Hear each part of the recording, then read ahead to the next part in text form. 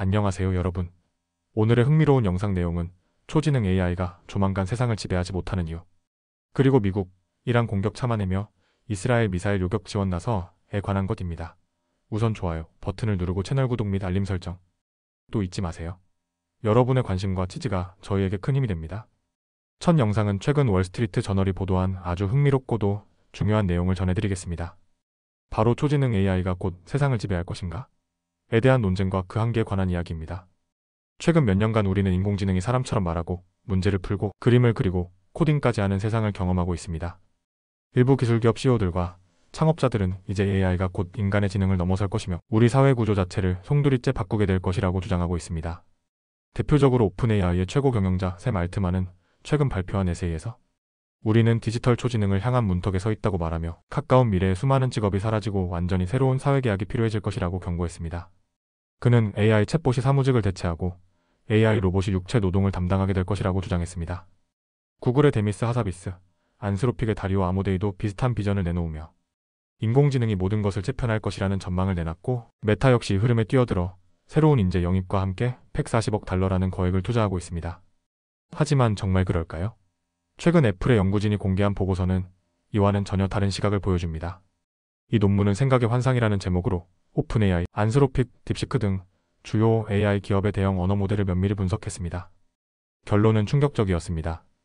AI가 생각하는 듯 보이지만 실제로는 생각하지 못한다는 겁니다.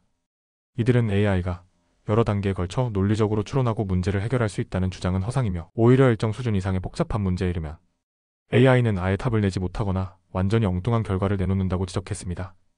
실제로 AI가 풀지 못한 문제 중에는 평범한 아이들도 약간의 설명만 들으면 쉽게 해결할 수 있는 간단한 논리 퍼즐도 포함되어 있었습니다. 심지어 이 AI들은 같은 문제를 반복해서 내주면 매번 다른 답을 내놓거나 일관성 없이 행동하는 경우도 많았다고 합니다. 애플의 연구진은 이것이 단순한 오류가 아니라 근본적인 한계라고 밝혔습니다. 기존 모델보다 더 커진 추론형 AI조차도 오히려 환각 현상, 즉 사실이 아닌 내용을 실제처럼 말하는 경향이 더 심해지는 경우가 많았고, 복잡한 작업에서는 오히려 이전 모델보다 성능이 떨어지는 경우도 있었습니다. 세일즈포스 AI 연구소에서도 비슷한 결론을 내놓았습니다. 현재의 대형 언어 모델은 기업 현장에서 요구되는 실제 문제 해결 능력과 큰 차이가 있으며 실제 기업 환경에서는 여전히 신뢰하기 어렵다는 것입니다. 인지과학자 게리 마커스는 이러한 결과는 인간 수준 지능의 시작이 아니라 오히려 기술적 한계에 도달했다는 신호일 수 있다고 지적했습니다.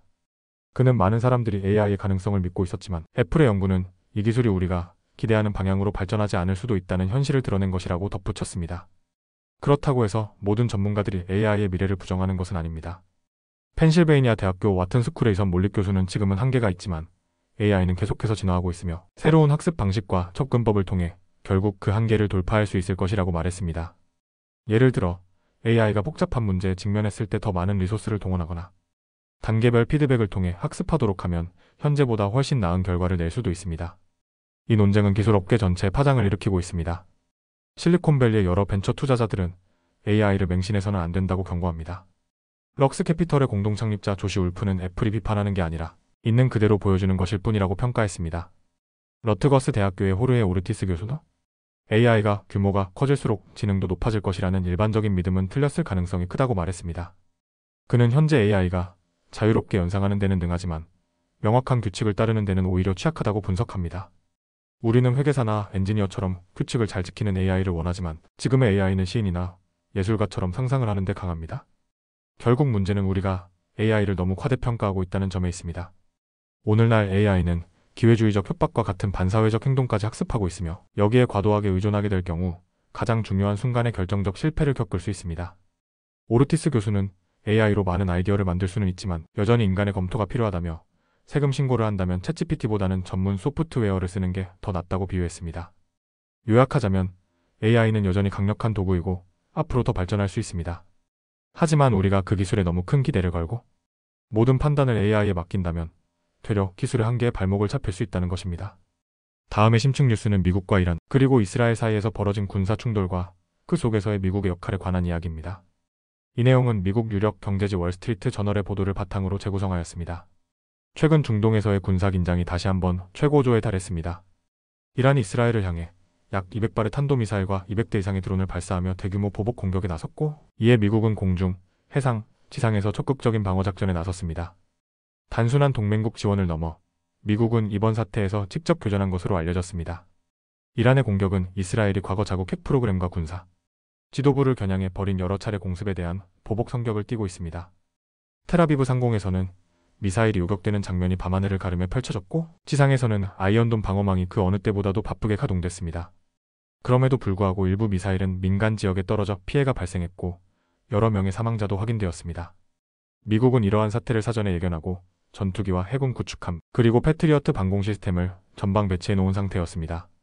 미국 정부는 이란의 미사일 공격을 사전에 탐지하고 요격 작전에 돌입했으며 미국 해군의 구축함에서는 직접 이란 미사일을 향해 요격 미사일을 발사했다고 전해졌습니다. 특히 서부 이라크의 알아사드 공군기지에 주둔 중이던 미군은 이라크 영토에서 발사된 드론 3대를 격추했습니다. 이처럼 미국은 이란의 직접적 공격뿐 아니라 이란의 우방 혹은 대리 세력으로부터의 위협에도 즉각적으로 대응하고 있는 상황입니다. 이스라엘에는 현재 미국이 배치한 첨단 방공 시스템 사드 THAAD-4대가 운용되고 있습니다.